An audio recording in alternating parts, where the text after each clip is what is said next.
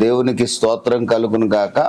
ప్రభు మిమ్మల్ని మీ కుటుంబాలని దీవించి ఆశీర్వదించి మరి ఈ భూమి మీద మనం ఉన్నంత వరకు సమాధానాన్ని, సంతోషాన్ని, ఆరోగ్యాన్ని, నెమ్మదిని కలిగించినట్లుగా ఒకవేళ తగిన సమయంలో తగిన వయసులో ఈ భూమిని విడిచిపెట్టవలసిన పరిస్థితి వచ్చినప్పుడు ఆయన సింహాసనంలో ప్రభు మనల్ని చేర్చుకునేటట్లుగా అట్టి గొప్ప కృప మనకు తోడై ఉండాలని ఒక దైవ సేవకుడిగా దీవిస్తూ నేను ప్రార్థిస్తూ ఉన్నాను. దేవునికి స్తోత్రం కలుగును గాక.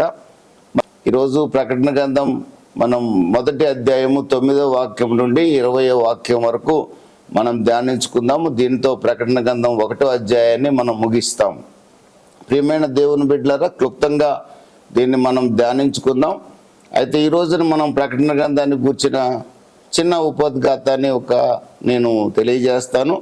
ప్రకటన గ్రంథాన్ని వ్రాసిన వారు అపోస్తలుడైన యోహాను అని మనకు తెలుసు. ప్రకటన గ్రంథాన్ని అపోస్తలుడైన యోహాను రాసినట్లుగా మనకు తెలుసు. అయితే ఇది అపోస్తలుడైన యోహాను యొక్క ప్రత్యక్షత కాదు. అపోస్తలుడైన యోహానుకి దేవుడు ప్రభువైన యేసుక్రీస్తును గూర్చిన ప్రత్యక్షతను తెలియజేయగా ఆ ప్రత్యక్షతను అపోస్తలుడైన యోహాను మనకు అందించినట్లుగా మనం చూడగలం. ప్రభువైన యేసుక్రీస్తును గూర్చిన ప్రత్యక్షత అని చెప్పవచ్చు. ప్రకటన గ్రంథం యేసుక్రీస్తు యొక్క ప్రత్యక్షతను మనకి తెలియజేస్తుంది. ప్రకటన గ్రంథంలో యేసుక్రీస్తు యొక్క రెండవ రాకడను గూర్చి స్పష్టంగా రాయబడి ఉంది. అలాగే శ్రమల కాలాన్ని గూర్చి రాయబడి ఉంది. అలాగే ప్రభువైన యేసుక్రీస్తును విశ్వసించిన వారు శ్రమల కాలంలో ఉండరు అనే విషయాన్ని కూడా ప్రకటన గ్రంథంలో తెలియపరచబడుతుంది. అంత్యక్రీస్తును గూర్చి కూడా అతడు ఎప్పుడు ప్రత్యక్షపరచబడతాడో కూడా రాయబడింది. యాంటీక్రైస్ట్ యొక్క పరిపాలన ఎంత క్రూరంగా, హింసాత్మకంగా ఉంటుందో కూడా రాయబడింది. అదేవిధంగా మతపరమైన బాబిలోను, రాజకీయపరమైన బబులోను రెండు కూడా కూలిపోతాయని రాయబడి ఉంది. యేసుక్రీస్తు ఈ భూమిని యెరూషలేం రాజధానిగా చేసుకుని 1000 ఏళ్ళు పరిపాలిస్తాడని కూడా ప్రకటన గ్రంథంలో ఉన్నది. అలాగే నూతన సృష్టిని గుర్చిని కూడా ఈ ప్రకటన గ్రంథంలో రాయబడింది. అంత మాత్రమే కాకుండా ప్రభువైన యేసుక్రీస్తుని నమ్మని వారు నిత్యాగ్నిగుండంలో వేయబడతారు, నరకాగ్నిలో వేయబడతారు, అగ్ని ఆరని పురుగు చావని స్థలంలో వేయబడతారు. దానినే అది యమలోకం అనండి, నరకాగ్ని అనండి, నిత్యాగ్ని అనండి, ఏ పేరుతోనే పిలవండి. ప్రభువైన యేసుక్రీస్తుని విశ్వసించిన వారు నిత్య నరకాగ్నిలో, హెల్ ఫైర్లోకి వెళ్తారు అని ప్రకటన గ్రంథం స్పష్టంగా తెలియజేస్తుంది. ప్రకటన గ్రంథం దేవుని యొక్క ఉగ్రతను గూర్చి కూడా రాయబడిన గ్రంథం. దేవుడు మనం ఆరాధిస్తున్న ప్రభు సమాధానకర్త అయిన దేవుడు, మనం ఆరాధిస్తున్న దేవుడు కనికరము, ప్రేమ కలిగిన దేవుడు, కృప కలిగిన దేవుడు. ఆయన ఎంత కృప కలిగిన దేవుడు అంత రోషము కలిగిన దేవుడు కూడా. దేవుడు నీతి గలవాడు గనక పాపాన్ని సహించలేడు. నీతి గల దేవుడు ఎప్పుడు ప్రేమిస్తూనే ఉండాలి కదా, ఆయన కోపించకూడదు కదా అని ఒక అతను నాతో అన్నాడు. నీతి గల దేవుడికే కోపించి హక్కు ఉంటుంది. నీతి గల దేవుడు పాపాన్ని విడిచిపెట్టమని సెలవిస్తూ ఉంటాడు, బ్రతిమలాడుతూ ఉంటాడు. పెందల కడనే తన ప్రవక్తలను పంపించి బ్రతిమలాడుతూ ఉంటాడు. ఈ రోజును కూడా దైవ సేవకుల ద్వారా పాపాన్ని విడిచిపెట్టి ప్రభువైన యేసు వైపు తిరగమని అనేకులకు బోధిస్తున్నాడు, సువార్త ప్రకటింపచేస్తున్నాడు. అయినప్పటికీ కూడా చాలామంది పాపాన్ని విసర్జించకుండా ప్రభువైన యేసుక్రీస్తుని తృణీకరించేవారు ఉన్నారు. ప్రభువైన యేసుక్రీస్తుని నమ్ముకొని కూడా ఇంకా పాపంలో కొనసాగేవారు కూడా ఉన్నారు. నీతి గల దేవుడు ఎప్పుడూ ప్రేమిస్తాడు, కానీ అదే సమయంలో అతడు పాపాన్ని సహించలేడు. పాపానికి తగిన శిక్ష దేవుడు విధిస్తాడు. అయినప్పటికీ కూడా దేవుడు లోకాన్ని ఎంతో ప్రేమించిన వాడు గనక, మానవుడు నీతిమంతుడిగా మారలేడు గనక తానే తన ప్రియకుమారుడైన యేసుక్రీస్తుని స్వయంగా భూమి మీదకు పంపించి మానవాళి పాప పరిహారార్థమై సిలువలో అమూల్యమైన రక్తాన్ని చిందింపజేశాడు. ఆయన మరణించి పాతిపెట్టబడి పునరుద్ధానుడై ప్రభువైన యేసుక్రీస్తు తిరిగి లేచాడు. ఈ రోజున దేవుడు మనకు గొప్ప బహుమానాన్ని ఇచ్చాడు, ప్రభువైన యేసుక్రీస్తు రక్తాన్ని. ఆయన మనల్ని ఏమని ఆహ్వానిస్తున్నాడంటే, నా కుమారుని రక్తాన్ని విశ్వసించండి, నా కుమారుని రక్తంతో కడగబడండి, మీ పాపాన్ని ఒప్పుకొని విడిచిపెట్టండి, మిమ్మల్ని నీతిమంతులుగా తీరుస్తాను. నా కుమారుని యొక్క రక్తంతో కడగబడి నీతిమంతులుగా తీర్చబడిన తర్వాత మరలా పాపంలోకి మీరు వెళ్ళకండి, నేను మిమ్మల్ని నిత్య నరకాగ్ని నుండి తప్పించే బాధ్యత నాది అని దేవుడు ఆహ్వానిస్తుండగా, యేసుక్రీస్తుని కులదేవుడని యేసుక్రీస్తుని తృణీకరించేవారు ఉన్నారు. యేసుక్రీస్తుని నమ్ముకొని కూడా యేసుక్రీస్తుని అవమానపరిచేవారు కూడా ఉన్నారు. కనుక ప్రియమైన దేవుని బిడ్డలారా, దేవుడిచ్చిన అవకాశాన్ని సద్వినియోగం చేసుకుంటే దేవుని యొక్క ఉగ్రత మన మీదకి రాకుండా యుగయుగములు దేవునితో సహవాసం చేయగలుగుతాము. ప్రియమైన వారులారా, ఈ ప్రకటన గ్రంథం 95:7 వ్రాయబడినట్లుగా మనం చూడవచ్చు. దేవుని యొక్క వాక్యంలోకి మనం వెళ్తాం. 9వ వాక్యం, మీ సహోదరుడును యేసును బట్టి కలుగు శ్రమలలోను రాజ్యములోను సహనములోను పాలివాడునైన యోహానను నేను దేవుని వాక్యము నిమిత్తమును యేసును గూర్చిన సాక్ష్యము నిమిత్తము పద్మాసు దీపమున పరవాసినైతిని. ప్రభు దినమందు ఆత్మవశుడినై ఉండగా బూరధ్వని వంటి గొప్ప స్వరము నీవు చూచున్నది పుస్తకంలో వ్రాసి Ephesus, Smyrna, Pergamum, Thyatira, Sardis, Philadelphia, Laodicea అను 7 సంఘములకు పంపమని చెప్పుట నా వెనుక వింటిని. ఇది వినగా నాతో మాట్లాడుచున్న స్వరం ఏమిటో అని చూడ తిరిగి తిని. దేవునికి మహిమ కలుగును గాక. ప్రియమైన వారులారా, అపోస్తులైన యోహాను యేసుక్రీస్తు యొక్క 12 మంది శిష్యులలో చివరిగా మరణించిన వ్యక్తి. ప్రభువైన యేసుక్రీస్తు యొక్క శిష్యులందరూ కూడా హతసాక్షులే. కానీ అపోస్తులైన యోహాను మాత్రం హతసాక్షి కాదు, సాధారణ మరణాన్ని పొందినట్లుగా మనం చూడవచ్చు. ఈయన 99 సంవత్సరాల వయసు వరకు బ్రతికాడని చెప్తారు. కొందరు 110 సంవత్సరాల వయసు వరకు కూడా బ్రతికాడని చెప్తారు. ఈయన 95వ సంవత్సరంలో పద్మాసు ద్వీపంలో రోమన్ చక్రవర్తి అయిన డొమిషియన్ పరిపాలిస్తూ ఉండగా ప్రభువైన యేసుక్రీస్తు యొక్క సాక్ష్యాన్ని గూర్చి, దేవుని యొక్క వాక్యాన్ని గూర్చి పద్మాసు ద్వీపంలో చెరలో వేయబడినట్లుగా మనం ఈ 9వ వాక్యంలో చూడవచ్చు. దేవుని వాక్యమును గూర్చియు యేసును గూర్చిన సాక్ష్యమును నిమిత్తమును పద్మాసు ద్వీపమున పరవాసినైతిని. ఆ రోజున రోమన్ చక్రవర్తులను మాత్రమే ఆరాధించాలనేది చట్టము, ఎంపరర్ వర్షిప్ ఉండేది. దానికి విరుద్ధంగా క్రైస్తవులందరూ కూడా ప్రభువైన యేసుక్రీస్తుని దేవునిగా ఆరాధిస్తున్నారు. దానికి నాయకుడిగా ప్రభువైన యేసుక్రీస్తు యొక్క శిష్యుడిగా ఈయన మాత్రమే చివరి వరకు బ్రతికున్నాడు. కనుక వృద్ధుడని కూడా చూడకుండా అతన్ని పద్మాసు ద్వీపంలో చెరలో వేశాడు డొమిషియన్ చక్రవర్తి, రోమన్ ఎంపరర్. ఆ చెరవాసంలో ఉన్నప్పుడు దేవుడు ఈయనకు ప్రత్యక్షతను అనుగ్రహించగా ఈ ప్రకటన గ్రంథం రాయబడినట్లుగా మనం చూడొచ్చు. పద్మాసు ద్వీపం అనేది ఏజియన్ సముద్రంలో ఉంది. 13 స్క్వేర్ మైల్స్ విస్తీర్ణం. అది రాకీ ఐలాండ్. అక్కడ మార్బుల్ స్టోన్స్ దొరుకుతాయి. అక్కడ మార్బుల్ స్టోన్స్ తీసి ఈ ఖైదీలందరూ కూడా వాటిని పాలిష్ చేయటము ఇవన్నీ కూడా చేస్తూ ఉండేవాళ్ళు. ప్రభు దినం అంటే ఆదివారం, సండే రోజున ఆయన చెరవాసంలో ఉన్నా కూడా అక్కడ చర్చ ఏమీ లేకపోయినప్పటికీ కూడా ప్రభువుని ఆరాధిస్తూ ఉన్న సమయంలో అతను ఆత్మవశుడై ఉండగా బూరధ్వని వంటి ఒక గొప్ప స్వరాన్ని ఆయనకు వినపడింది. ఆ స్వరం చెప్తున్న మాట ఏమిటంటే, నీవు చూచున్నది పుస్తకంలో రాసి 7 సంఘాలు ఇక్కడ రాయబడి ఉన్నాయి. Ephesus, Smyrna, Pergamum, Thyatira, Sardis, Philadelphia, Laodicea అనే 7 సంఘాలు. ఆ రోజున ఇవి ఏషియా మైనర్ అని పిలువబడే ప్రాంతంలో ఉండేవి. దాన్ని ఇప్పుడు టర్కీ దేశంగా భావిస్తారు.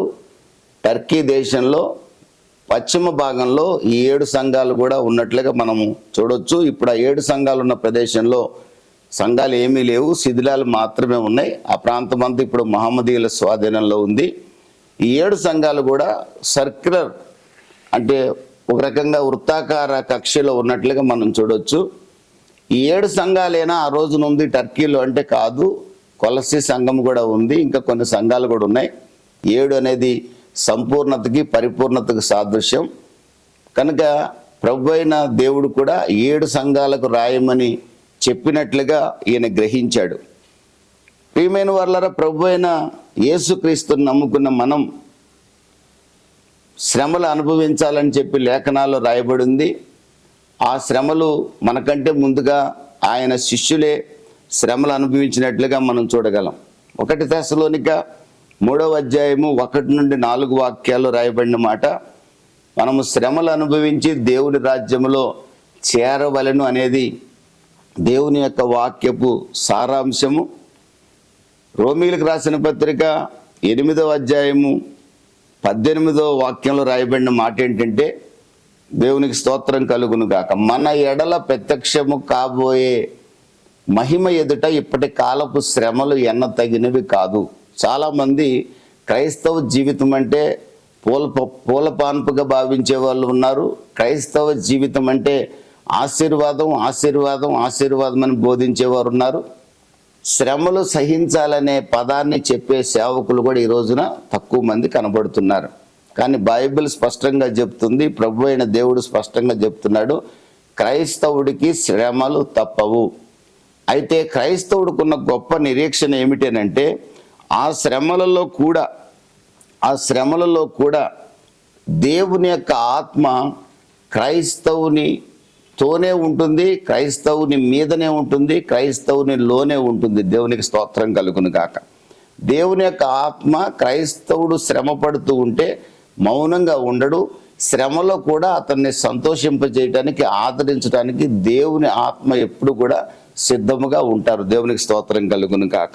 1 పేతురు 4వ అధ్యాయం 13వ వాక్యంలో రాయబడిన మాట, క్రీస్తు మహిమ బయలుపరచబడుట నిమిత్తం, క్రీస్తు మహిమ బయలుపరచబడినప్పుడు కలిగే సంతోషం నిమిత్తము మేమిప్పుడు శ్రమలు అనుభవించుచున్నాము. క్రీస్తుని నమ్ముకున్న మనము క్రీస్తు నామం నిమిత్తము శ్రమలు వచ్చినప్పుడు సహించగలిగే వారిగా ఉండాలి. అదేవిధంగా యాకోబు రాసిన పత్రిక 1వ అధ్యాయం 1 నుండి 4 వాక్యాలు రాయబడిన మాట ఏమిటంటే, శ్రమలు మనల్ని సంపూర్ణులుగా మారుస్తాయి. శ్రమ మనకి ఓర్పును కలిగిస్తుంది. శ్రమ మనల్ని సంపూర్ణులుగా, అనునాంగులుగా, దేని విషయంలో కొదవలేని వారిగా చేస్తుంది. కనుక ప్రియమైన దేవుని బిడ్డలారా, ఒక వ్యక్తి సంపూర్ణత్వంలోకి రావాలంటే, ఒక వ్యక్తి పరిపూర్ణుడిగా మారాలంటే శ్రమలు అనుభవిస్తేనే మారగలుగుతాడు. ఒక వ్యక్తి పాపాన్ని పరిపూర్ణంగా జయించాలంటే శ్రమలు అనుభవిస్తేనే, శ్రమల గుండా వెళ్ళినప్పుడే అతడు పాపాన్ని జయించగలుగుతాడు. కనుక పాపాన్ని పరిపూర్ణంగా జయించాలంటే, ఖచ్చితంగా సంపూర్ణుడు కావాలంటే క్రైస్తవుడు శ్రమల గుండా వెళ్ళి తీరవలసిందే. 2 తిమోతి 2వ చాప్టర్ 10th verseలో రాయబడిన మాట ఏంటంటే, శ్రమలను సహించగలిగిన వారమైతేనే క్రీస్తుతో కూడా మనం ఏలగలుగుతాము. మనం ఎవరు అంటే, ప్రకటన గ్రంథం 20వ అధ్యాయము 6 వాక్యం ప్రకారంగా మనము యేసుక్రీస్తుకు యాజకులుగా ఉండబోతున్నాము. యేసుక్రీస్తుతో కలిసి పరిపాలించబోతున్నాము. ప్రకటన గ్రంథం 22వ అధ్యాయము 4 నుండి 6 వాక్యాల ప్రకారం కూడా మనము యుగయుగములు ఆయన ముఖ దర్శనాన్ని చేస్తూ ఆయనతో కలిసి నూతన సృష్టిలో కూడా ఏలబోతున్నాము. ప్రభువైన యేసుక్రీస్తుని నమ్ముకున్న వారు ఎవరు అంటే, ఇప్పుడు చదువు రాని వారై ఉండొచ్చు, ఇప్పుడు ఏమీ లేని వారై ఉండొచ్చు, కానీ ఒక రోజున యేసుక్రీస్తుతో మీరు నేను సహపరిపాలకులము. ప్రియమైన దేవుని బిడ్డలారా, తలాంతులకు సంబంధించిన ఉపమానంలో మనం చూస్తే, 5 తలాంతులు ఇచ్చినవాడు దాన్ని రెట్టింపు చేశాడు. ఆ తర్వాత తలాంతులు తీసుకున్నవాడు దాన్ని రెట్టింపు చేశాడు. తర్వాత తలాంతులు తీసుకున్నవాడు దాన్ని దాచిపెట్టాడు. మీరు గమనించినట్లయితే మొదటి ఇద్దరితో కూడా నమ్మకమైన మంచి దాసుడా అంటూ ఆయన వారికి కొన్ని పట్టణాల మీద అధికారం ఇచ్చినట్లుగా మనం చూడగలుగుతున్నాం. కనుక ప్రభువైన యేసుక్రీస్తుని నమ్ముకున్న మనం శ్రమలు సహించగలిగితే, శ్రమలు వచ్చినప్పటికి కూడా ఆయనకు దూరం కాకుండా శ్రమల గుండా వెళ్ళటానికి కూడా సిద్ధపడి సహించగలిగే వారంగా మనం ఉంటే, మనల్ని సంపూర్ణులుగా ఆ శ్రమలు మనల్ని మారుస్తాయి. ఎప్పుడైతే సంపూర్ణులుగా మనం మారామో, శ్రమలు ఎప్పుడైతే సహించామో, క్రీస్తుతో కూడా మనము ఏలేవారిగా మారుతాము. ఇప్పటి కాలపు శ్రమలు ఎన్నదగినవి కావు క్రైస్తవుడికి. ఒకవేళ ఇప్పటి కాలపు శ్రమలు నేను భరించలేను, ఈ క్రైస్తవ జీవితం నాకు వద్దని కానీ, లేదా లోకంతో రాజీ పడి బ్రతకటానికి కానీ ప్రయత్నం చేస్తే, ప్రకటన గ్రంథం 6 నుండి 11 అధ్యాయం వరకు శ్రమలు ఉన్నాయి. 12 అధ్యాయం నుండి 16 అధ్యాయం వరకు మహాశ్రమలు ఉన్నాయి. ట్రిబులేషను, గ్రేట్ ట్రిబులేషను. ఇది యాంటీ క్రైస్ట్ పరిపాలన కాలంలో అన్యులు అనుభవించే శ్రమలు, ప్రభువైన యేసుక్రీస్తుని నమ్మి కూడా విడవబడిన వారు అనుభవించే శ్రమలు.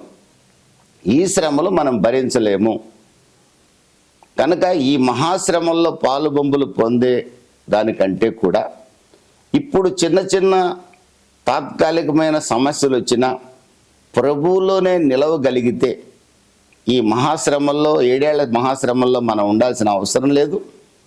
అంత మాత్రమే కాకుండా ప్రభువైన యేసుక్రీస్తుతో కలిసి 1000 ఏళ్ల పాలనలో ఉంటాము, నిత్య రాజ్యంలో ప్రవేశించగలుగుతాము.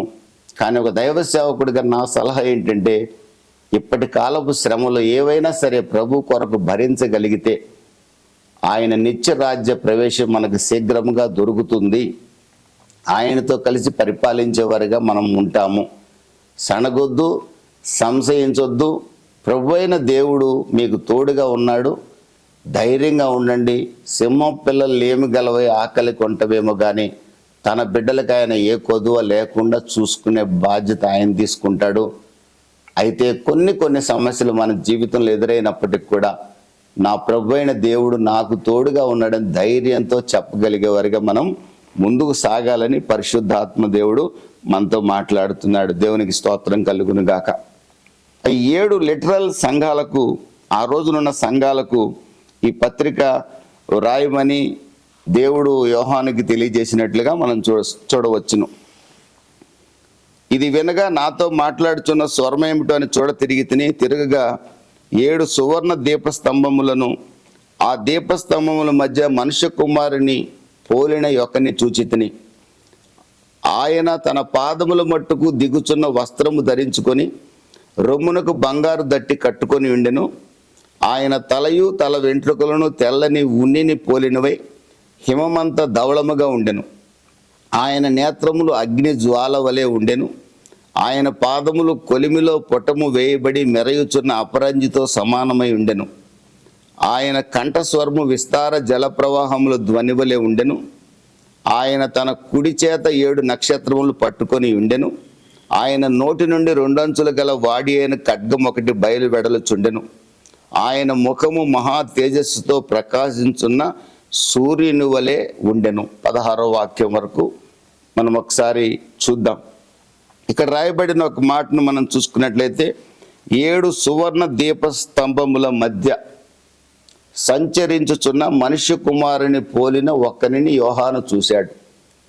7 సువర్ణ దీప స్తంభాలు అనేవి సంఘానికి సాదృశ్యముగా ఉన్నవి. 7 సువర్ణ దీప స్తంభములు 20వ వాక్యంలో మీరు చూస్తే 1వ అధ్యాయం 20వ వాక్యంలోనే బైబిలే మనకు ఎక్స్ప్లెయిన్ చేస్తుంది. నీవు చూచిన 7 నక్షత్రములను గూర్చిన మర్మమును 7 సువర్ణ దీప స్తంభముల సంగతియు వ్రాయము. ఆ 7 నక్షత్రములు 7 సంఘముల దూతలు, ఆ 7 దీపస్తంభములు 7 సంఘములు. ప్రభువైన యేసుక్రీస్తు యోహానుకి ఎలా ప్రత్యక్షపరచబడ్డాడంటే 7 సువర్ణ దీప స్తంభాల మధ్య సంచరిస్తున్నట్టుగా కనపడ్డాడు. ఈ సువర్ణ దీప స్తంభాలు అనేవి ప్రత్యక్ష గుడారంలో దీపవృక్షం అనేది ఉండేది. మెనోరా అంటారు దాన్ని. దీపవృక్షం అనేది ఉండేది. దానికి 7 బ్రాంచెస్ ఉంటాయి.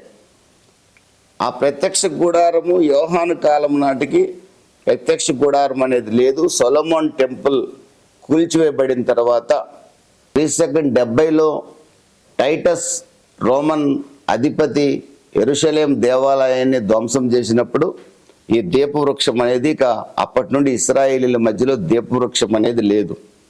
కానీ ఇతడు 7 సువర్ణ దీపస్తంభాల మధ్య సంచరిస్తున్న ప్రభువుని యోహాను చూస్తున్నాడు. ప్రియమైన దేవుని బిడ్డలరా, ఈ రోజున దీని యొక్క సాదృశ్యం ఏంటంటే, మన ప్రభు అయిన యేసుక్రీస్తు దీపస్తంభాల మధ్య సంచరించే దేవుడు, అంటే సంఘాల మధ్య సంచరించే దేవుడు. మన దేవుడు మనము సంఘాలలో ఆరాధన చేసే సమయంలో ఆయన మన మధ్యలో సంచరిస్తాడు అనే విషయాన్ని ఈ చోట మనం గుర్తించవలసిన అవసరం ఎంతైనా ఉంది.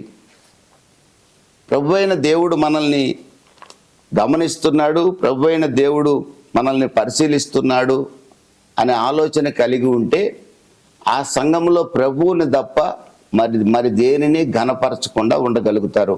ఈ రోజున ప్రభువుని ఘనపరిచే సంఘాలు తక్కువగా ఉన్నాయి, దైవ సేవకుల్ని ఘనపరుచుకునే సంఘాలు ఎక్కువగా ఉన్నాయి, విశ్వాసుల్ని ఘనపరిచే సంఘాలు ఎక్కువగా ఉన్నాయి, రాజకీయ నాయకుల్ని అప్పుడప్పుడు పిలిచి ఘనపరిచే సంఘాలు ఎక్కువగా ఉన్నాయి.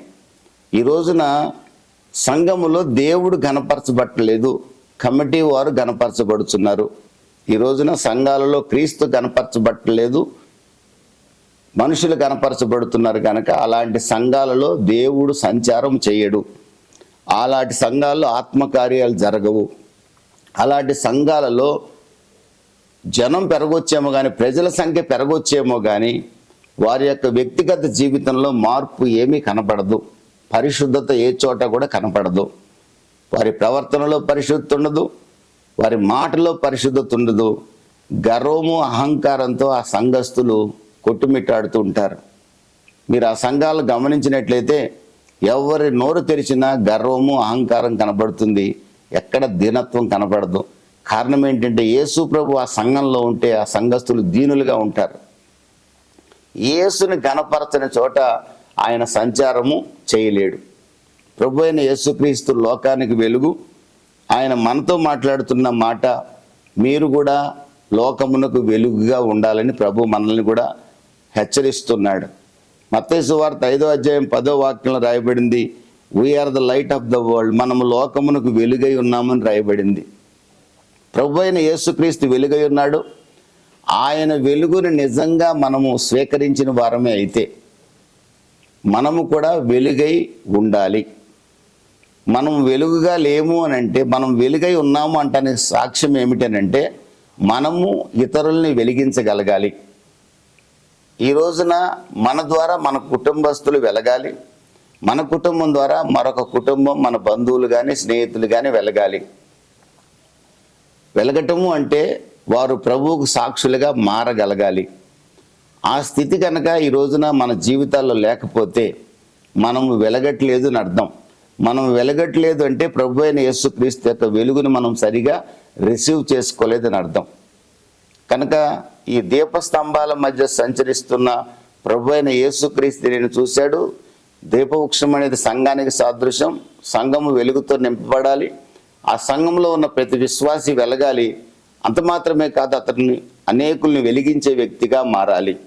ఫిలిప్పీలకు రాసిన పత్రిక 2వ అధ్యాయం 16వ వాక్యాన్ని ఒకసారి మనం చదువుకుందాం. ఫిలిప్పీ సంఘానికి రాస్తూ అంటున్నాడు, మీరు మూర్ఖులైన వక్రజనము మధ్య నిరపరాధులను, నిష్కలంకులను, అనిందులైన దేవుని కుమారులగునట్లు సణుగులను సంశయములను మాని సమస్త కార్యములను చేయడి. అట్టి జనము మధ్యన మీరు జీవవాక్యమును చేతపట్టుకొని లోకమందు జ్యోతుల వలె కనబడుచున్నారు. ఫిలిప్పీ సంఘస్థులు వెలుగుతున్నారని ఒక దైవ సేవకుడు సాక్ష్యం ఇస్తున్నాడు. వారు మూర్ఖులైన వక్రజనం మధ్య జ్యోతులుగా వెలుగుతున్నారు. వారి యొక్క వెలుగు అనేకులకు ప్రకాశించగా వారు అనేకుల్ని వెలిగించినట్లుగా మనం ఈ చోట గమనించవచ్చు. ప్రియమైన దేవుని బిడ్డలారా, ప్రభు అయిన దేవుడు మన యొద్ద నుండి కోరుకుంటున్నది కూడా అదే. తాను వెలుగైన దేవుడు మనము వెలగాలని, అనేకుల్ని వెలిగించే వారిగా మారాలని ఆయన కోరుకుంటున్నాడు. క్రీస్తు గణపరచబడే సంఘంలో మనందరం ఉండాలని నేను ఆశపడుచున్నాను. అలాంటి సేవ, దైవ సేవకులమైన మనము క్రీస్తు గణపరచబడే సేవ చేయాలని కూడా ఒక దైవ సేవకుడిగా నేను కోరుకుంటున్నాను. సంఘము ఎలా ఉండాలని ప్రభు కోరుకుంటున్నాడంటే మత్తయి సువార్త 16వ అధ్యాయం 18వ వాక్యంలో పాతాళ లోక ద్వారాలు సంఘము ఎదుట నిలవలేవని ప్రభు చెప్పాడు. లోకంలో ఏదైతే ఉందో అదే సంఘంలో ప్రవేశిస్తున్న స్థితిని ఈ రోజున సంఘాల్లో మనం గమనించగలం. కానీ ప్రభు కోరుకునేది ఇలాంటి సంఘాలు కాదు. పాతాళ లోక ద్వారములు నిలవలేవు అంటే లోకాన్ని జయించగలిగే విశ్వాసం కలిగిన సంఘాలు, సాతానుని జయించగలిగే విశ్వాసం కలిగిన సంఘాలను స్థాపించబడాలని ప్రభు కోరుకుంటున్నాడు. అలాంటి సంఘాల మధ్యలోనే ప్రభు సంచరిస్తానని సెలవిస్తున్నాడు. దేవునికి మహిమ కలుగును గాక. ఆ తర్వాత వాక్యంలో కూడా మనం చూసినట్లయితే 14వ వాక్యం నుండి ఇక ప్రభు అయిన యేసుక్రీస్తును గుర్చిన వర్ణన మనం ఈ చోట చూడొచ్చు. తలయు తల వెంట్రుకలు తెల్లని ఉన్నిని పోలినవై హిమమంతా ధవళముగా ఉండెను. ఇది ప్రభు అయిన యేసుక్రీస్తు యొక్క పరిశుద్ధతకు సాదృశ్యంగా ఉంది. మన ప్రభు అయిన యేసుక్రీస్తు పరిశుద్ధుడు. మనం ఆరాధిస్తున్న ప్రభు అయిన యేసుక్రీస్తు హెబ్రీయులకు రాసిన పత్రిక 4వ అధ్యాయం 16వ వాక్యంలో శోధింపబడ్డాడు కానీ ఆయన పాపము చేయలేదు. హెబ్రీయులకు రాసిన పత్రిక 7వ అధ్యాయం 26వ వాక్యంలో రాయబడింది, ప్రభు అయిన యేసుక్రీస్తు పవిత్రుడు, నిష్కల్మషుడు, నిర్దోషి, పాపులలో చేరని ప్రధాన యాజకుడు. ఆయన తల వెంట్రుకలు ఆయన పరిశుద్ధతకు సాదృశ్యంగా ఉన్నాయి. ఆయన వస్త్రములు పరిశుద్ధతకు సాదృశ్యంగా ఉన్నవి. ప్రభు అయిన యేసుక్రీస్తు స్వయంగా యోహాను సువార్త 8వ అధ్యాయం 45వ వాక్యంలో అంటున్నాడు, నాలో పాపం ఉందని మీలో ఎవరైనా రుజువు చేయగలరని సవాలు చేశాడు. ప్రభు అయిన యేసుక్రీస్తు యొక్క ప్రత్యక్షతలో మొట్టమొదటిగా మనం గమనిస్తే ఆయన యొక్క పరిశుద్ధతను గూర్చి యోహానికి దేవుడు ప్రత్యక్షత కలిగించినట్లుగా మనం ఇక్కడ చూడవచ్చును. ఆ తదుపరి మనం చూసినట్లయితే ఆయన తన కుడి చేత 7 నక్షత్రములు పట్టుకొని ఉండెను. ఆయన నోట నుండి 2 అంచుల వాడి అయిన ఖడ్గం ఒకటి బయలువెడల్చుండెను. ఆయన కుడి చేత 7 నక్షత్రాలు పట్టుకొని ఉన్నాడు. 7 నక్షత్రాలు సంఘము యొక్క దూతలు అంటే మెసెంజర్స్, దైవ సేవకులకి సాదృశ్యంగా ఉన్నారు. ఈ రోజున దేవుని యొక్క సేవకులు ఎక్కడ ఉంటారు అని అంటే దేవుని యొక్క కుడి చేతిలో ఉంటారు. ఈ ఆలోచన కలిగిన దైవ సేవకులు దేనికి కంగారు పడాల్సిన అవసరం లేదు, భయపడాల్సిన అవసరం లేదు. దేవుని యొక్క కుడి చేతిలో ఉండేది ఏమిటో తెలుసండి, ఆయన కుడి హస్తము సాహస కార్యాలు చేస్తుంది. ఆయన దక్షిణ హస్తము సాహస కార్యాలు చేస్తుంది. ఆయన దక్షిణ హస్తములో సమృద్ధి దాగి ఉన్నది. ఆయన దక్షిణాస్తములో ఈ రోజున దైవ సేవకుడు, దైవజనుడు ఉన్నాడు. సంఘపు దూత ఉంటారు. సంఘపు దూత అంటే సంఘానికి నాయకుడు, సంఘాన్ని నడిపించే సేవకుడు, సంఘ పెద్ద.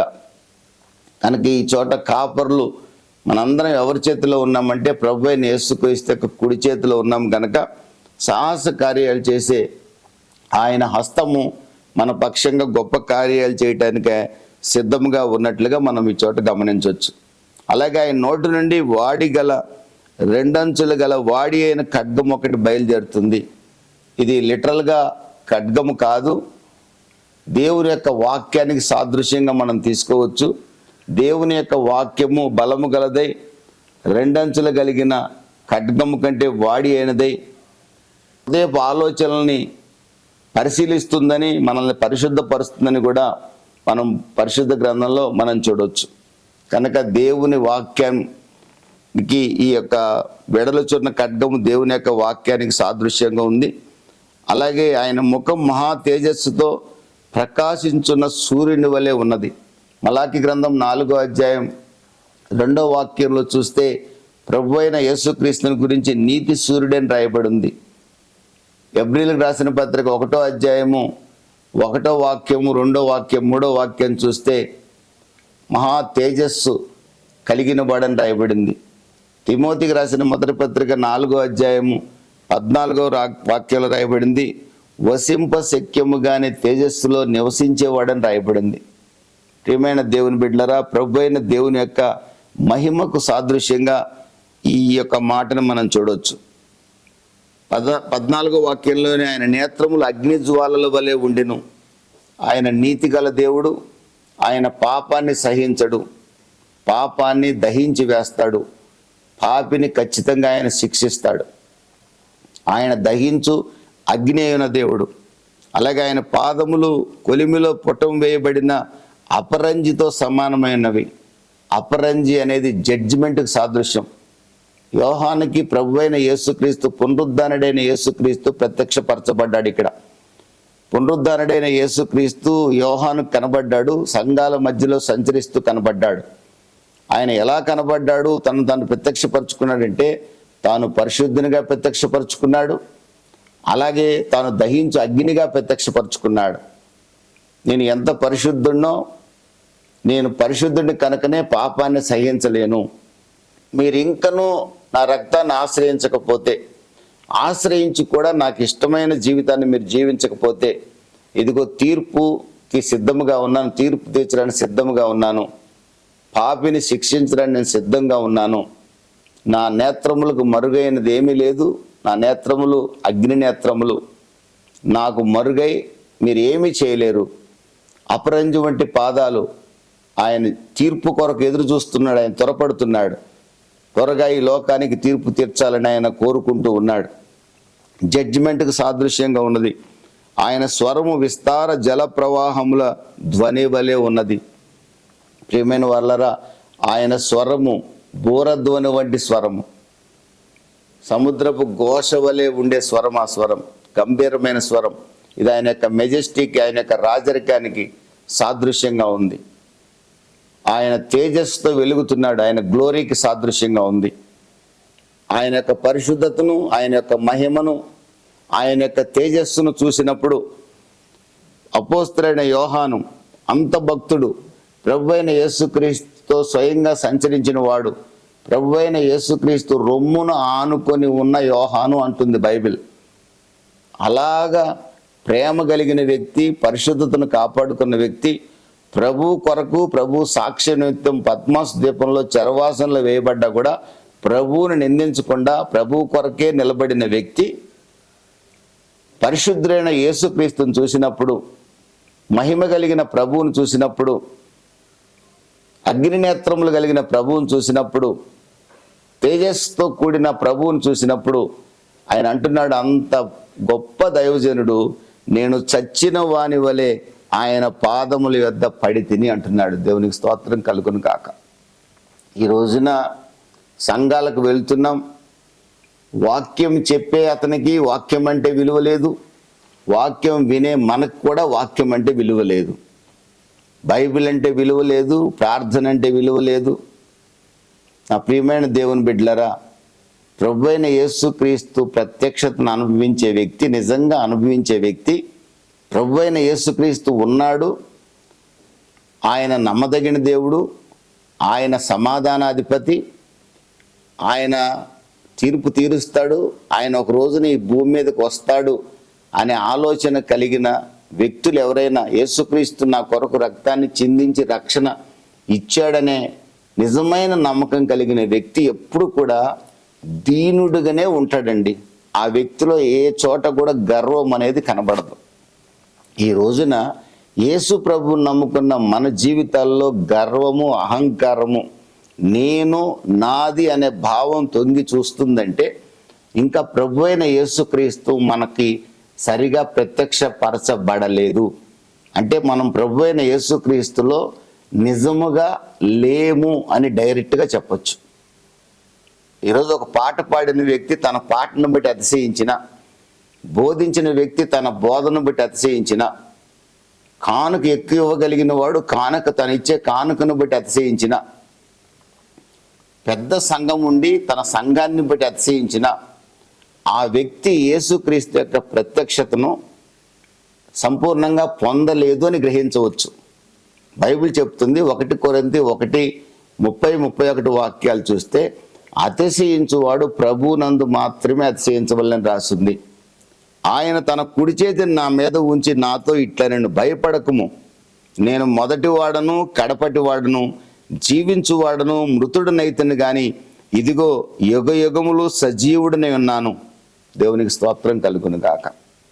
ప్రియమైన దేవుని బిడ్డలరా, ఈ చోట యోహాను యేసు ప్రభు పాదాల మీద పడిన వెంటనే, యేసు ప్రభు నా పాదాల మీద పడొద్దు, నేను నీలాంటి మనుష్యుడినే, మనిషి కుమారుణ్ణి, మామూలు మనుష్యుడిని, నా పాదాల మీద పడొద్దని యేసు ప్రభు చెప్పలా. ఈ మధ్య ఒక మహమ్మదీయుడు వాక్యం చెప్తుంటే వాళ్ళ ఖురాన్ను చెప్పుకోకుండా ఖురాన్తో పాటు బైబిల్ని కూడా చెప్తూ, యేసు ప్రభు ప్రవక్త, యేసు ప్రభు దేవుడు కాదు, యేసు ప్రభు నేను దేవుడిని ఎక్కడ చెప్పాడు, బైబిల్లో చూపించండి, ఒక ఉదాహరణ ఉన్నా కూడా నేను క్రైస్తవుడిని అవుతాను అన్నాడు. యేసు ప్రభు నన్ను ఆరాధించమని చెప్పాడా అన్నాడు. అపోస్తలుల కార్యాలు 10వ అధ్యాయంలో పేతురు కాళ్ళ మీద కొర్నేలి పడ్డప్పుడు పేతురు అంటాడు, నేను నీ వంటి మనుష్యుడినే, నా పాదాల మీద నువ్వు సాష్టాంగ నమస్కారం చేయొద్దు అన్నాడు.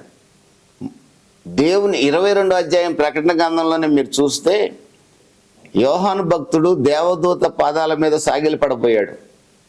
దేవదూత అంటున్నాడు, నేను నీ సహదాసుడిని, నా పాదాల యుద్ధ సాష్టాంగ పడవద్దు, నన్ను ఆరాధించవద్దని చెప్పాడు. మనుష్యుడు ఆరాధనకు యోగ్యుడు కాడు, దేవదూత ఆరాధన యోగ్యుడు కాడు, దేవుడు ఒక్కడే ఆరాధనకు యోగ్యుడు. ఈ రోజున అనేక మంది దైవ సేవకులు, విశ్వాసులు కాళ్ళ మీద పడి నమస్కారం చేస్తుంటే స్వీకరించే దైవ సేవకులు చాలామంది ఉన్నారు. బైబిల్ చెప్తున్న మాట, మనుషుడు ఆరాధనకు యోగ్యుడు కాదు, దేవదూత ఆరాధనకు యోగ్యుడు కాదు, దేవుడు ఒక్కడే ఆరాధనకు యోగ్యుడు.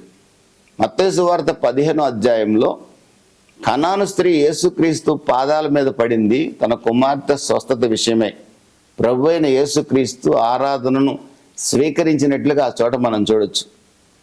ఇక్కడ ప్రకటన గ్రంథం 1వ అధ్యాయం 17వ వాక్యంలో యోహాను ఆయన పాదాల మీద పడ్డప్పుడు ప్రభు అయిన యేసుక్రీస్తు ఆరాధనను స్వీకరించినట్లుగా మనం చూడొచ్చు. అదేవిధంగా మార్కు సువార్త 1వ అధ్యాయం 40-41 వాక్యాల్లో కుష్ఠవ్యాధిగ్రస్తుడు యేసుక్రీస్తు పాదాల మీద పడ్డప్పుడు యేసు ప్రభు ఆరాధనను స్వీకరించాడే కానీ నేను నీ వంటి మనుష్యుడినే, నన్ను ఆరాధించొద్దని చెప్పలా ఆయన భూమి మీద సంచరించే రోజుల్లో కూడా. అదేవిధంగా లూకాసు వార్త 7వ అధ్యాయంలో పాపాత్ముడైన స్త్రీ ప్రభు అయిన యేసుక్రీస్తు పాదాల మీద పడి కన్నీటితో ఆయన పాదాలు కడుగుతున్నప్పుడు యేసు ప్రభు నేను నీలాంటి మనుషుడినే, నా పాదాలు కడగొద్దని చెప్పలా, ఆయన ఆరాధనని స్వీకరించాడు. ప్రియమైన దేవుని బిడ్డలారా, ఈ చోట మనం గ్రహించాల్సింది ఏంటంటే మన ప్రభు అయిన యేసుక్రీస్తు ఆరాధనకు యోగ్యుడు, ఆయన దేవుడు. యేసుక్రీస్తు దేవుడని ఎవరు చెప్పాడు అని అంటే దేవుడు ఒక్కడే ఆరాధనకు యోగ్యుడు. యేసు ప్రభు ఆరాధనను స్వీకరించాడు కనుక ఆయన దేవుడు. యోహాను సువార్తలో ప్రభు అయిన యేసుక్రీస్తు అంటున్నాడు, నన్ను చూసిన వారు తండ్రిని చూసినట్లే అంటున్నాడు, నేను తండ్రి ఒక్కటే ఉన్నాం అంటున్నాడు. కనుక ప్రభు అయిన యేసుక్రీస్తు దేవుడు, త్రిత్వంలో కుమారుడైన యేసుక్రీస్తు దేవుడు. యేసుక్రీస్తు ఆరాధనకు యోగ్యుడు. దేవుని మహిమ కలుగును గాక. ప్రభు అయిన యేసుక్రీస్తుని ఆరాధన చేసేవారు, ఆయన సంఘానికి వెళ్ళేవారు, ఆయన సేవకులమైన మనము, ఆయన విశ్వాసులమైన మనము ఎప్పుడు కూడా ఆయన సన్నిధిలో బహు వినయ మనస్కులమై ఉండాలి. ఆయన సన్నిధిని ఎప్పుడు కూడా దీనులుగా ఆయన సన్నిధిలో మనం ఉండగలగాలి. క్రైస్తవుడు గర్విష్టిగా ఉండకూడదు. ఏ క్రైస్తవుడైనా గర్విష్టిగా ఉన్నాడంటే అతడు క్రీస్తు ప్రత్యక్షతను అనుభవించిన వాడు కాదని గుర్తించాల్సిన అవసరం ఎంతైనా ఉంది. 18వ వాక్యాన్ని మనం చూసుకుందాము. నేను మొదటి వాడను కడపడి వాడను జీవించువాడను మృతుడినైతను కానీ యుగయుగములు సజీవుడినై ఉన్నాను. మన దేవుడు సజీవుడు. మన దేవుడు సజీవుడు, ఆల్ఫా ఒమేగా, ఆది అంతమైన దేవుడు, నిన్న నేడు ఏకరీతిగా ఉన్న దేవుడు. ప్రపంచ చరిత్రలో మరణాన్ని జయించి తిరిగి లేచిన వాడు ప్రభు అయిన యేసుక్రీస్తు. అపోస్తలుల కార్యాలు 1వ అధ్యాయంలో మీరు చూస్తే ఆయన మరణాన్ని జయించాడు, తిరిగి లేచాడు. 40 days కొన్ని వందల మంది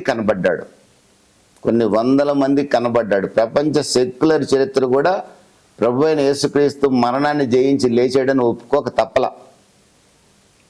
మరణాన్ని జయించి లేచి అనేకులకు కనపడ్డాడు. సాక్ష్యాన్ని ఆయన బ్రతికినట్లుగా రుజువుపరుచుకున్నాడు. మరణించిన మాట నిజం, మరణాన్ని జయించిన మాట నిజం. క్రైస్తవంలో ఉన్న గొప్పతనం ఏంటో తెలుసండి, మిగిలిన మతాలన్నిటిలో కూడా అందరూ మరణించి సమాధి చేయబడ్డవారే, కానీ మనం ఆరాధించే దేవుడు సమాధి చేయబడి తిరిగి లేచిన దేవుడు. దేవుని స్తోత్రం కలుగును గాక. మనం ఆరాధించే దేవుడు సజీవుడు, ఆయన ఉన్నవాడు అనువాడు. అందుకే వినే దేవుడు, మాట్లాడే దేవుడు, సహాయం చేసే దేవుడు మనం ఆరాధిస్తున్న క్రైస్తవుల దేవుడు. క్రీస్తు లక్షణం అది. అందుకే ఆయన సజీవుడైన దేవుడు. మిగిలిన వారి చరిత్రలో మరణాన్ని జయించి తిరిగి లేచిన వారు ఎవరు లేరు, యేసు తప్ప. ఇంకెవడూ లేవడు, యేసు ప్రభు మాత్రమే లేచాడు. ఆయన నమ్ముకున్న వారు ఒక రోజున ప్రభు మేఘాల మీదకి వచ్చినప్పుడు లేస్తారు, మరణించినా కూడా లేస్తారు. దేవునికి స్తోత్రం కలుగును కాదు. సజీవుడైన దేవుడిని ఆరాధించేవారే క్రైస్తవులు. మిగిలిన వారు ఎవరిని ఆరాధిస్తున్నారంటే మృతమైన వాటిని ఆరాధిస్తున్నారు. ప్రతి ఒక్కళ్ళు తనువు చాలించిన వాళ్ళే. వాళ్ళ యొక్క దాన్ని ఏమంటారంటే అవతారం చాలించడం అంటారు వాళ్ళు. అక్కడికి అవతారం చాలించకూడదు, అవతారానికి ముగింపు అనేది ఉండకూడదు, అవతారం కొనసాగుతూనే ఉండాలి. దేవుని స్తోత్రం కలుగును గాక. యేసు ఒకే ఒక అవతారం. ఆ రోజు యేసే, ఈరోజు యేసే, రాబోయేవాడు కూడా యేసే. దేవునికి స్తోత్రం కలుగును గాక. మరొక మాట కూడా నేను చూపిస్తాను. మరణము యొక్కయు పాతాళ లోకపు యొక్క తాళపు చెవులు నా స్వాధీనంలో ఉన్నవంటున్నాడు.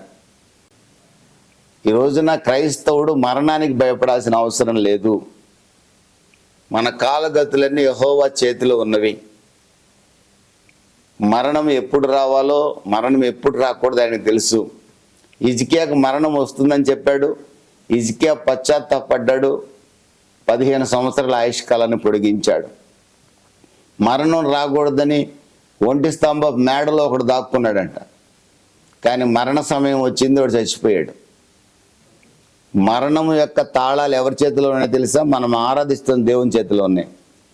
పాతాళలోకి తాళపు చేతులు ఎవరి చేతిలో ఉన్నాయో తెలుసా అండి? మనం ఆరాధిస్తున్న దేవుని చేతిలో ఉన్నాయి.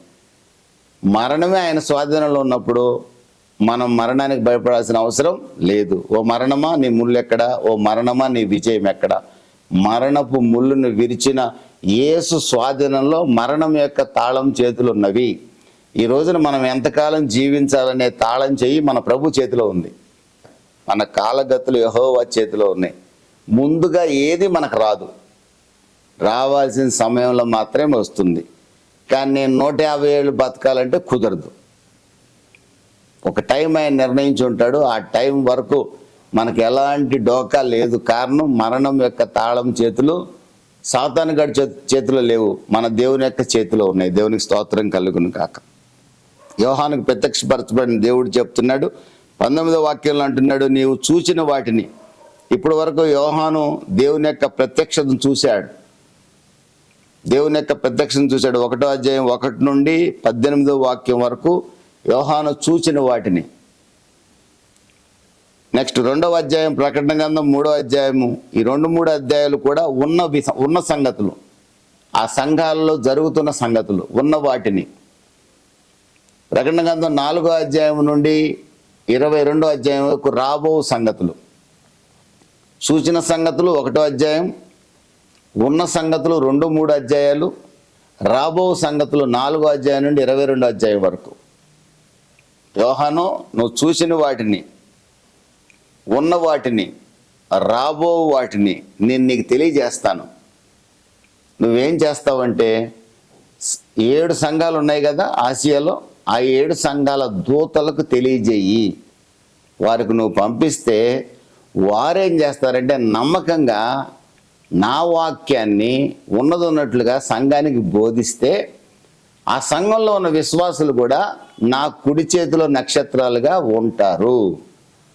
ఒకవేళ ఆ సంఘానికి నాయకుడుగా ఉన్నవాడు నమ్మకంగా లేకపోతే నా కుడి చేతిలో నుంచి వాడు పడిపోతాడు. వాడి వల్ల ఆ సంఘానికి ఎలాంటి ప్రయోజనం ఉండదు. కనుక నువ్వు చూసిన వాటిని, ఉన్న వాటిని, జరగబో వాటిని సంఘాలకు తెలియజేయమని యోహానుకు ప్రభు అయిన దేవుడు సెలవిస్తున్నట్లుగా మనం ఈ చోట చూడొచ్చు. ప్రియమైన దేవుని బిడ్డలారా, 1వ అధ్యాయంలో మనం ప్రభు అయిన యేసుక్రీస్తు యొక్క ప్రత్యక్షత చూడగలుగుతున్నాం. ఆయన యొక్క మహిమ, ఆయన యొక్క మెజెస్టీ, ఆయన యొక్క పరిశుద్ధత, ఆయన హోలీనెస్ని చూస్తున్నాం. ఆయన తీర్పు తీర్చడానికి సిద్ధంగా ఉన్నాడండి. ఒకసారి మనం ఆలోచిద్దాం. ఆ తీర్పులోకి మనం వెళ్ళకూడదు. మనం దేవుని బిడ్డలం. మన ఒంటిని, మన ఇంటిని పరిశుద్ధంగా కాపాడుకోవాల్సిన బాధ్యత మన మీద ఉంది. మనం ఆరాధిస్తున్న దేవుడు పరిశుద్ధుడు. మనం ఆరాధిస్తున్న దేవుడు నీతి గలవాడు. అట్ ది సేమ్ టైం మనం ఆరాధిస్తున్న దేవుడు దహించు అగ్ని. పాపాన్ని ఆయన ఒప్పుకుంటే పరిహరిస్తాడు, కప్పుకుంటే దహిస్తాడు. ఆయన త్వరగా భూమి మీదకి రాబోతున్నాడు. ఈ భూమిని పరిపాలించబోతున్నాడు. ఆ పరిపాలనలో మనం ఉండాలని ఆశపడుతున్నాడు. ఎలాంటి వాళ్ళు ఆయనకు పరిపాలకులుగా ఆయనతో కలిసి పరిపాలించగలుగుతారంటే ఆయన పరిశుద్ధుడు గనక పరిశుద్ధులే పరిపాలించగలుగుతారు. దీనుడే ఆయనతో కలిసి పరిపాలకుడిగా ఉండగలుగుతాడు. నా ప్రభు అయిన యేసుక్రీస్తు శిష్యుల పాదాలు కడిగిన దీనుడు. ప్రభు అయిన యేసుక్రీస్తు త్వరగా రాబోతున్నాడు. ఆయన తీర్పరగా రాబోతున్నాడు. యోధా గోత్రపు సింహంగా రాబోతున్నాడు. ఈ వాక్యాన్ని విన్న మనం పశ్చాత్తాపడదాం. ఆయన పరిశుద్ధతకు అంత పెద్ద భక్తుడే ప్రభు సన్నిధిలో చచ్చిన వాడి వలె పాదాల మీద పడ్డాడు. ఆయన ప్రభు అయిన యేసుక్రీస్తుని ధ్యానించినప్పుడల్లా, ఆయన వాక్యాన్ని జ్ఞాపకం చేసుకున్నప్పుడల్లా ఆనందించేవారుగా, సంతోషించగలిగేవారుగా మనం ఉండాలని ప్రభు కోరుకుంటున్నాడు. వాక్యానుసారంగా జీవించేవారుగా ఉండాలని ప్రభు ఆశపడుతున్నాడు. ఆత్మవశులుగా ఉండాలని ప్రభు కోరుకుంటున్నాడు. రాబోయే మహిమ ముందు ఇప్పుడు శ్రమలు ఎన్నదగినవి కావని గుర్తుపెట్టుకొని నమ్మకమైన సాక్షులుగా ముందుకు సాగాలని ప్రభు మనకు బోధిస్తున్నాడు. దేవుడు ఈ వాక్యాన్ని దీవించి ఆశీర్వదించును గాక.